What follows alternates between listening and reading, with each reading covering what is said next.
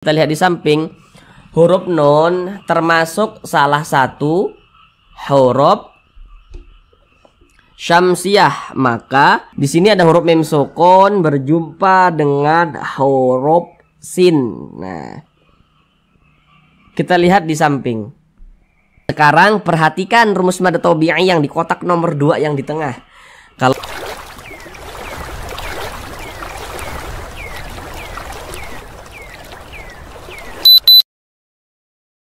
Assalamualaikum warahmatullahi wabarakatuh. Apakah Bapak Ibu Saudara semuanya masih terbata-bata dalam membaca Al-Quran, belum lancar dalam membaca Al-Quran, kemudian juga belum memahami ilmu tajwid? Mari belajar mengaji Al-Quran bersama kami. Akan kami jelaskan tajwidnya dengan pelan-pelan, sehingga dengan penjelasan tajwidnya yang pelan-pelan, maka insya Allah Bapak Ibu Saudara semuanya langsung dapat memahami ilmu tajwid Al-Quran dengan mudah. Kemudian bisa langsung dapat mempraktekkan dengan sendirinya ketika membaca Al-Quran. Kemudian dengan kita mempelajari ilmu tajwid, maka bagi Bapak Ibu Saudara semuanya yang belum lancar dalam membaca Al-Quran, insya Allah secepatnya bisa segera lancar. Namun sebelum itu kami doakan terlebih dahulu, semoga Bapak Ibu Saudara semuanya senantiasa dalam keadaan sehat, dipermudah segala urusannya, dikabulkan segala hajatnya, dan senantiasa dilancarkan rezekinya oleh Allah Subhanahu wa Ta'ala. Amin, amin, ya Rabbal Alamin. Baiklah, langsung kita mulai belajar mengaji Al-Qur'annya. Kita kali ini akan belajar mengaji Al-Quran dengan penjelasan tajwidnya yang pelan-pelan, yakni pada surah Al-Baqarah ayat 231. Akan tetapi pada surah Al-Baqarah ayat 231 ini, supaya durasi videonya itu tidak terlalu lama, maka kita bagi menjadi beberapa bagian. Karena di sini kami berusaha menjelaskannya itu dengan detail, kemudian juga dengan pelan-pelan, dengan harapan semoga Bapak Ibu Saudara semuanya langsung dapat memahami ilmu tajwid Al-Quran dengan mudah. Sekarang ini kita masuk kepada bagian yang pertama daripada surah Al-Baqarah ayat 231 ini. Di bagian yang pertama kita akan belajar dari sini. Nah, dari sini terus sampai sini ya. Dari sini sampai sini. Jadi kita belajarnya itu sedikit-sedikit saja. Yang terpenting bagi kami Bapak Ibu Saudara semuanya bisa langsung paham tajwid, kemudian juga bisa langsung mempraktekannya ketika membaca Al-Quran, seperti itu. Sekarang akan kami bacakan terlebih dahulu dengan pelan-pelan. A'udzu billahi minasy syaithanir rajim. Bismillahirrahmanirrahim. Wa idza talaqtumun nisaa fa balagna ajalahunna fa amsikuhunna bima'rufin aw sarrihuhunna bima'ruf. Sekarang kita bahas tajwidnya dengan pelan-pelan. Namun seperti biasa ada beberapa hal yang kami sampaikan di awal supaya nanti lebih memudahkan Bapak Ibu Saudara semuanya dalam memahami penjelasan tajwid yang kami sampaikan. Yang pertama, kalau nanti kami katakan huruf sebelumnya, maka yang kami maksud itu adalah huruf yang berposisi sebelah kanan daripada suatu huruf. Intinya yang arahnya itu ke sebelah kanan. Kalau nanti kami katakan huruf setelahnya, huruf setelahnya. Maka yang kami maksud itu adalah huruf yang berposisi sebelah kiri daripada suatu huruf. Intinya yang arahnya itu ke sebelah kiri. Pertama di sini wa idza, za dibaca panjang. Wa idza. Perhatikan rumus mad tabi'i yang di kotak nomor 3. Kalau kita membaca Al-Quran, apabila berjumpa dengan huruf alif, ini huruf alif nih. Nah, kalau membaca Al-Quran apabila berjumpa dengan huruf alif, kita perhatikan huruf sebelumnya. Nah, tadi kalau kami mengatakan huruf sebelumnya, berarti yang berposisi sebelah kanan daripada suatu huruf. Ini huruf alif, mana huruf sebelumnya? Nah, berarti yang ini, yang za ini. Nah, huruf sebelumnya, yang di sebelah kanan. Kalau membaca Al-Quran apabila berjumpa dengan huruf alif, kita perhatikan huruf sebelumnya. Yang kita perhatikan itu apanya? Tanda bacanya, untuk menentukan apakah ini bacaan panjang atau pendek, begitu. Kalau ada alif sebelumnya ada huruf yang memiliki tanda baca fathah, maka huruf yang memiliki tanda baca fathah yang berposisi tepat sebelum huruf alif, maka huruf tersebut dibaca panjang. Ini alif nih, nah, ini sebelumnya ada huruf yang memiliki tanda baca fathah. Baris satu ke atas ini namanya tanda baca fathah atau harokat fathah. Nah, jadi secara singkatnya rumus mad tabi'i yang di kotak nomor 3 itu, huruf alif pasangannya adalah harokat fathah atau tanda baca fathah, sehingga huruf sebelumnya itu dibaca panjang seperti itu. Makanya za dibaca panjang. Ini namanya mad tabi'i, panjangnya 2 harokat. 2 harokat itu untuk lebih mempermudah kita dalam belajar, kira-kira temponya itu 2 ketukan. Wa idza, seperti itu. Ketukan itu hanya sarana saja untuk mempermudah kita dalam belajar, dan ketukannya pun tergantung ritme atau tempo bacaan kita. Wa idza Dhallaqtumun nisa. Di sini ada huruf qaf. Huruf qaf ini dia sukun, tanda sukun itu seperti ini. Huruf sukun atau huruf mati itu sama saja. Nanti kalau ada yang mengatakan ini huruf mati nih, nah maksudnya itu sama, huruf sukun atau huruf mati itu sama, hanya beda penyebutan saja. Nah, ini huruf qaf tanda sukun tuh seperti ini. Kita perhatikan di samping. Huruf qalqalah itu ada 5. Salah satunya huruf qaf. Jadi kalau dia sukun, maka cara membacanya dipantulkan. Tolak wa idza tolak mantul seperti itu. Nah, ini dinamakan qalqalah sughra, qalqalah kecil, karena dia berada di tengah bacaan. Atau bisa kita pahami karena dia berada di tengah kalimat, begitu. Tolak wa idza tolak tumun nisa. Di sini ada huruf alif lam, letaknya jajar seperti ini, maka dinamakan dia alif lam nih. Alif ini lam. Setiap membaca Al-Quran, apabila berjumpa dengan huruf alif lam, kita perhatikan setelah huruf lamnya itu huruf apa? Ini huruf alif, ini huruf lam. Nah, setelah huruf lam di sini adalah huruf nun. Kita lihat di samping, huruf nun termasuk salah satu huruf syamsiah. Maka alif lam berjumpa dengan huruf nun, hukumnya adalah alif lam syamsiyah. Alif lam syamsiyah itu biasa disebut juga dengan idgham syamsiyah. Kenapa kok biasa disebut juga dengan idgham syamsiyah? Karena cara membaca huruf lamnya ini dia dibaca idgham.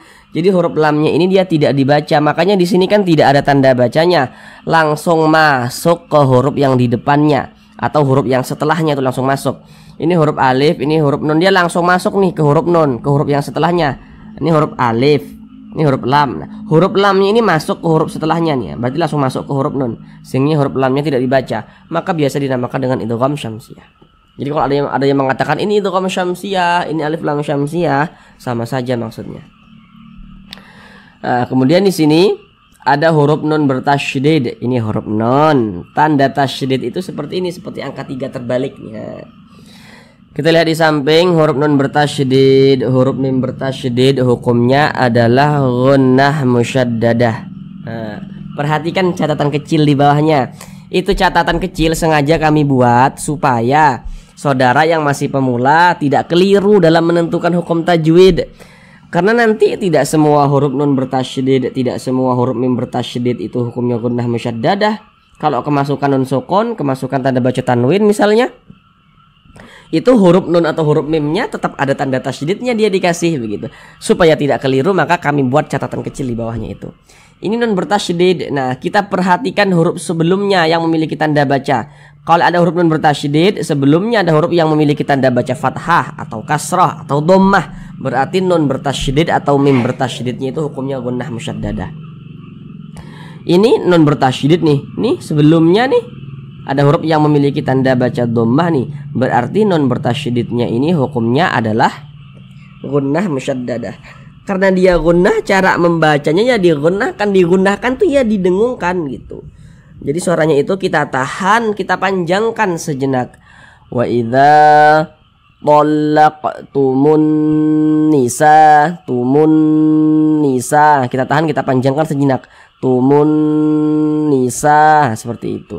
Kemudian sa dibaca panjang. Ini namanya adalah mad wajib muttasil. Namun sebelum itu perhatikan dulu rumus mad tabi'i yang di kotak nomor 3. Kalau membaca Al-Quran berjumpa dengan alif, nih alif nih yang disambung dengan huruf sin. Membaca Al-Quran berjumpa dengan huruf alif, kita perhatikan huruf sebelumnya. Kalau ada alif nih sebelumnya ada huruf yang memiliki harokat fathah, maka huruf yang memiliki harokat fathah yang berposisi tepat sebelum huruf alif, maka huruf tersebut dibaca panjang.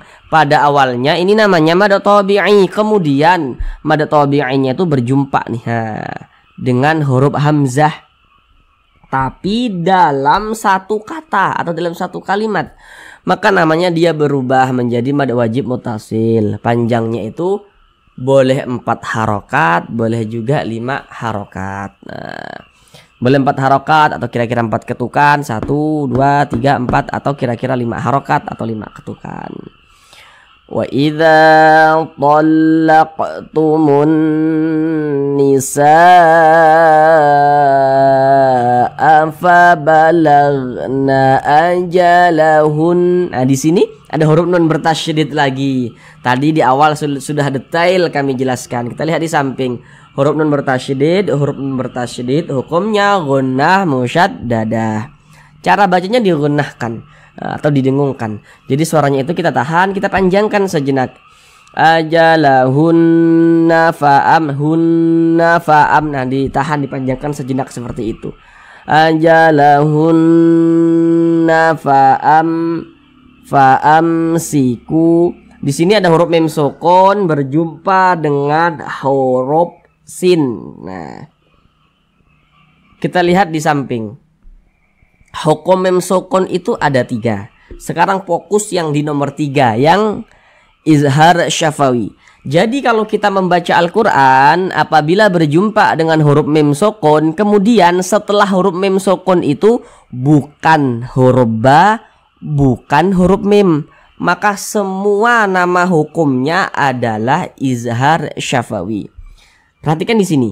Ini huruf mim tanda sukun tuh seperti ini, maka dinamakan mim sukun. Kemudian nih setelahnya adalah huruf sin, bukan huruf ba, bukan huruf mim. Nah, maka huruf mim sukun apabila dia tidak berjumpa dengan huruf ba, tidak berjumpa dengan huruf mim, semua hukumnya namanya izhar syafawi.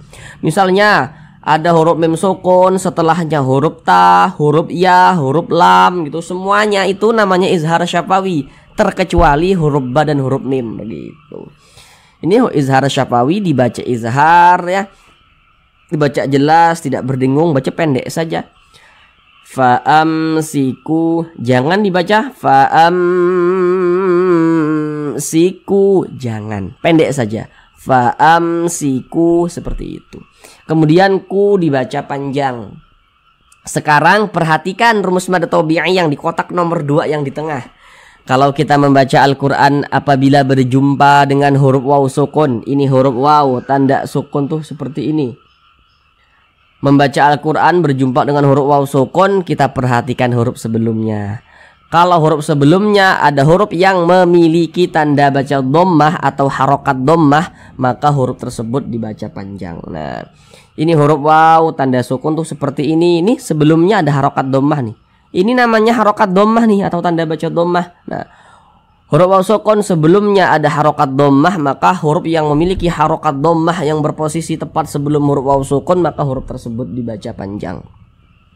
Jadi secara singkatnya, rumus mad tabi'i yang di kotak nomor 2 itu, huruf waw sukun pasangannya adalah harokat dhammah atau tanda baca dhammah, sehingga huruf sebelumnya itu dibaca panjang seperti itu.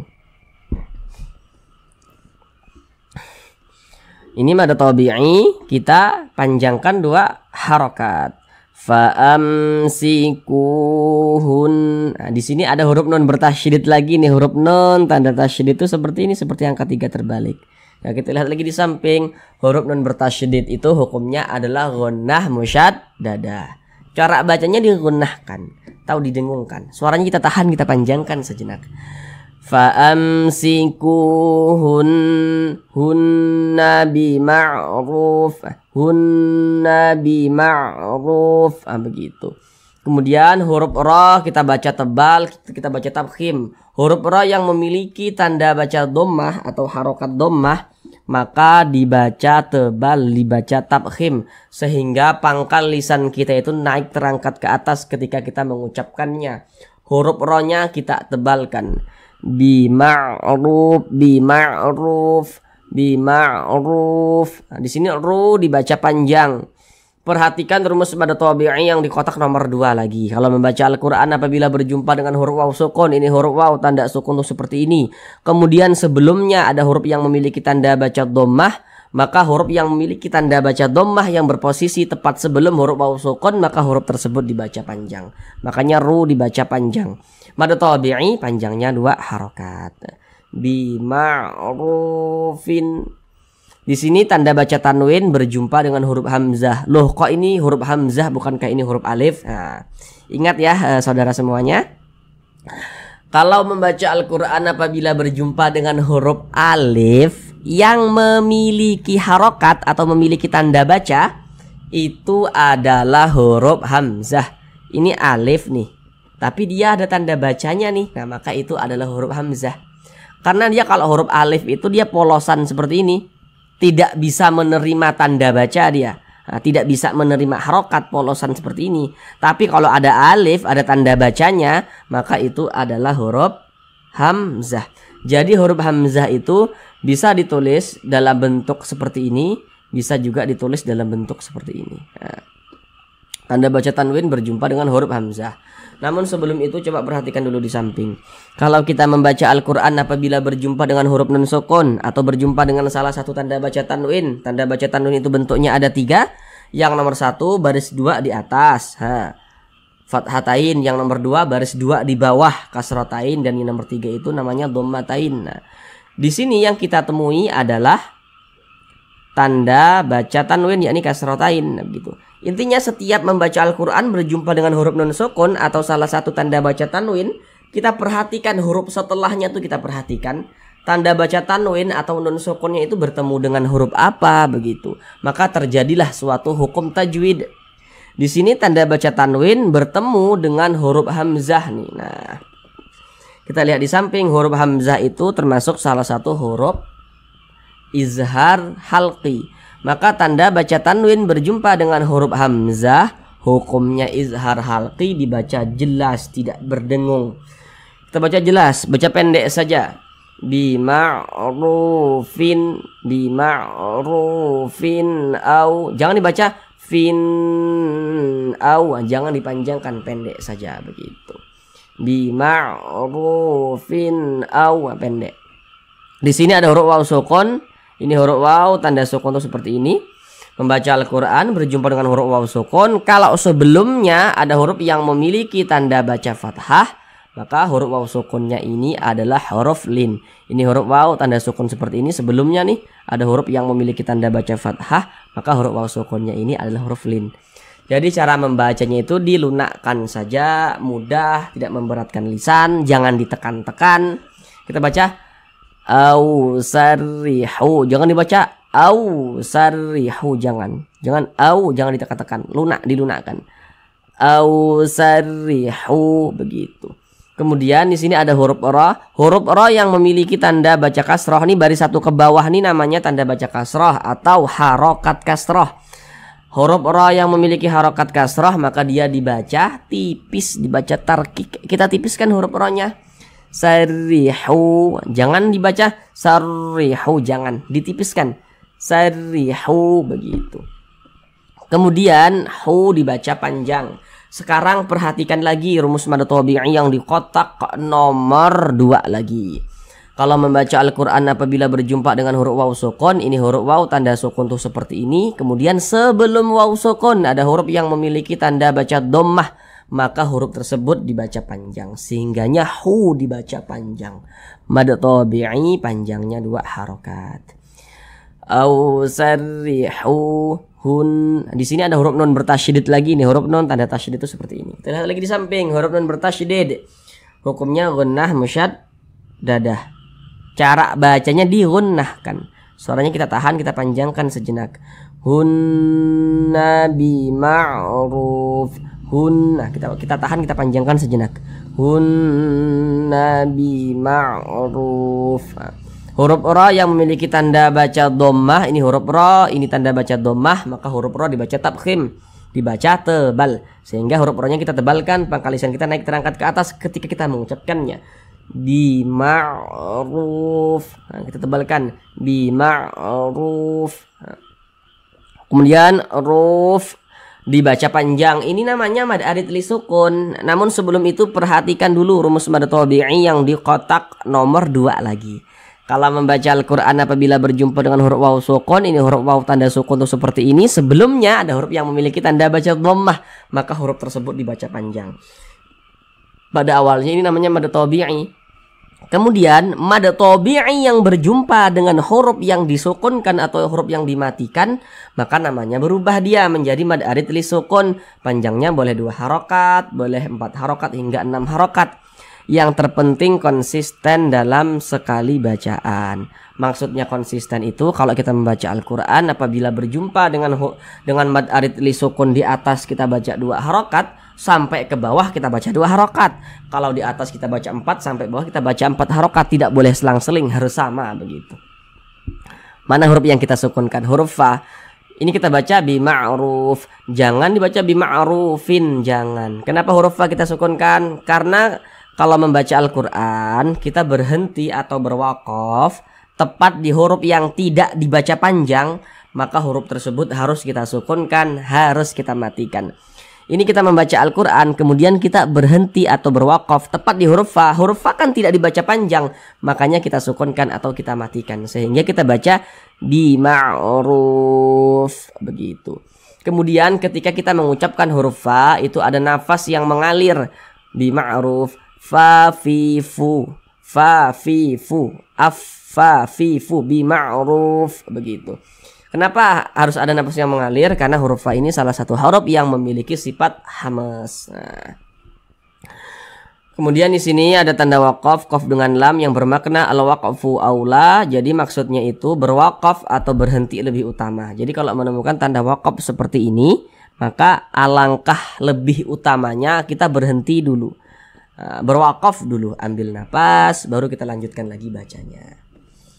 Baik, namun sebelum kita ulang dari awal, bagi saudara semuanya yang masih kebingungan membaca huruf yang sukun, masih kebingungan membaca huruf yang bertasydid, silahkan kunjungi channel kami. Di sana sudah kami buatkan bagaimana cara mudah membaca huruf yang sukun dan juga huruf yang bertasydid. Insya Allah setelah menonton video-video tersebut, Bapak Ibu saudara semuanya yang masih suka bingung membaca huruf yang sukun maupun yang bertasydid, insya Allah segera bisa. Sekarang kita ulang bersama-sama sekali lagi dari awal. Wa idza talaqtumun nisaa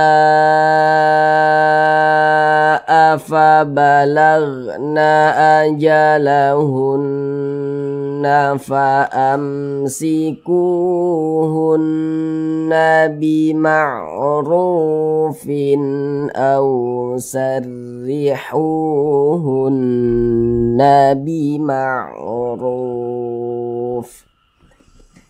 Cukup sekian pembelajaran kita pada kali ini. Supaya tidak sia-sia, tidak lupa dengan apa yang telah kita pelajari, maka senantiasa menyempatkan waktu dalam sehari semalam untuk membuka Al-Quran dan membacanya. Jangan pernah kita mengabaikan Al-Quran. Jangan pernah Al-Quran di rumah kita hanya sebagai pajangan saja, apalagi sampai berdebu ya. Sempatkanlah waktu untuk kita membaca Al-Quran, walaupun hanya satu ayat saja tidak apa-apa, tapi sempatkan untuk membuka Al-Quran dan membacanya. Apalagi sekarang di HP kita insya Allah semuanya sudah ada aplikasi Al-Qurannya. Sangat memudahkan, tergantung kitanya lagi.